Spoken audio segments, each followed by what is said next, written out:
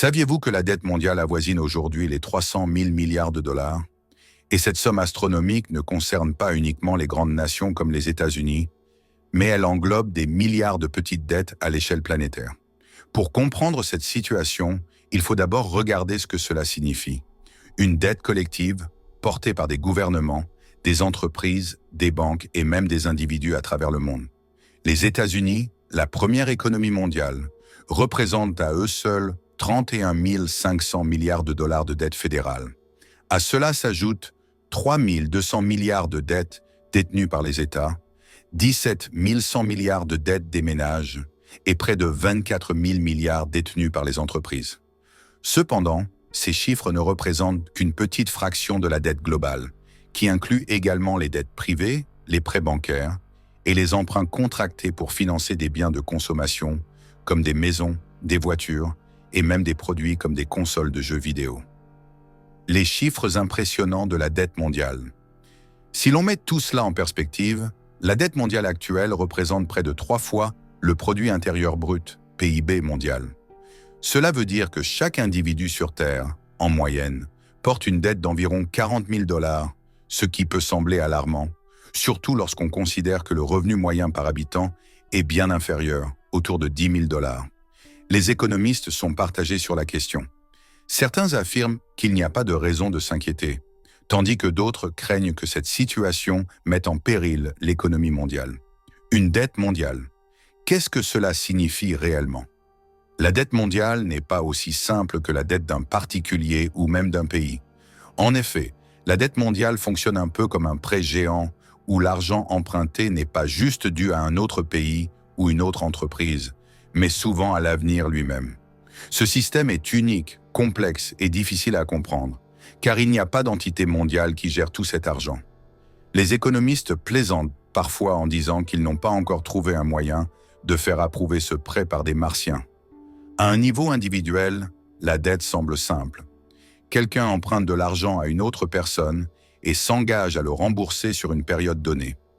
Mais à l'échelle mondiale, il n'y a pas de prêteur unique, ce qui signifie que chaque dette représente également un actif pour quelqu'un d'autre.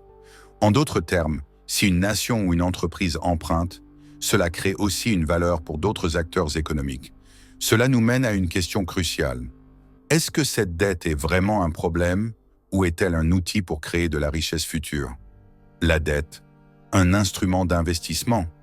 Prenons un moment pour imaginer que la dette mondiale de 300 000 milliards de dollars soit un seul prêt global. Ce prêt doit être remboursé avec de l'argent généré par des investissements qui créent de la valeur dans le futur. Cela signifie qu'accumuler de la dette peut avoir des avantages si cette dette est utilisée pour financer des projets d'infrastructure, des technologies innovantes ou des programmes d'éducation qui génèrent de la valeur sur le long terme. Le problème survient lorsque cette dette est utilisée pour financer la consommation immédiate sans création de valeur future, ce qui pourrait avoir des conséquences désastreuses à long terme. Les risques d'une dette mondiale. Trop élevés. Alors, peut-on vivre avec une dette mondiale qui représente 3 fois le PIB mondial? La réponse n'est pas simple.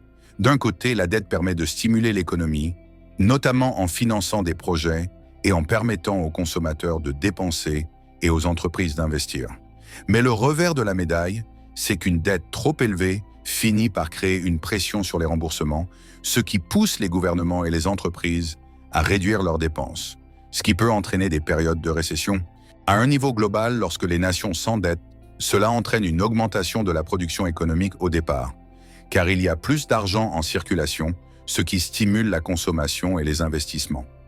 Cependant, à un moment donné, les remboursements de la dette commencent à peser lourdement sur les finances publiques et privées, ce qui freine les dépenses et l'investissement.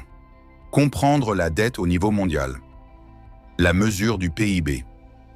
Un concept clé pour comprendre la dette mondiale est le ratio de la dette par rapport au PIB, un indicateur souvent utilisé par les économistes pour mesurer la santé économique.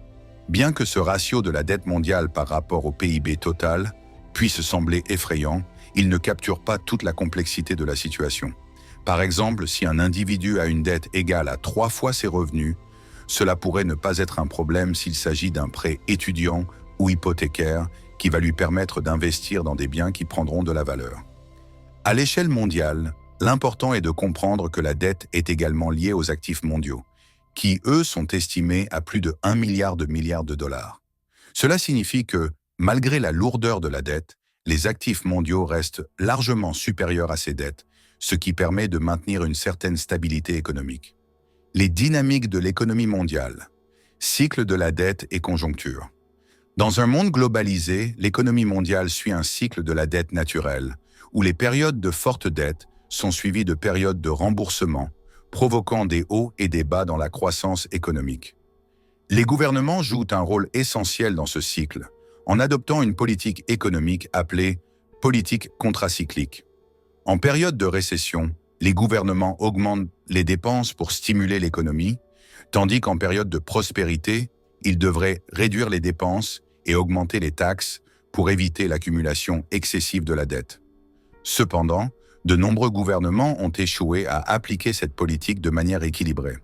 Au lieu de réduire les déficits en période de prospérité, ils ont continué à accumuler de la dette, ce qui a conduit à une situation où les dettes publiques et privées sont devenues incontrôlables dans certains pays. Comment sortir de la crise de la dette mondiale?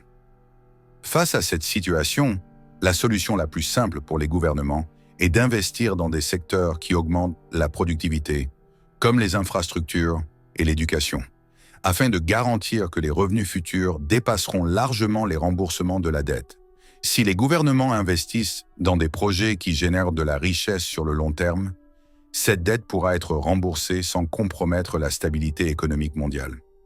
Conclusion. La dette mondiale, un outil ou une menace. En résumé, la dette mondiale n'est ni entièrement bonne, ni complètement mauvaise. Tout dépend de la manière dont elle est gérée. Si elle est utilisée pour financer des investissements créateurs de valeur, elle peut contribuer à la croissance économique.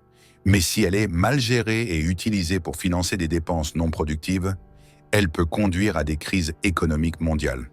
Le défi est de maintenir un équilibre et de s'assurer que la dette sert à construire un avenir meilleur et plus prospère pour tous.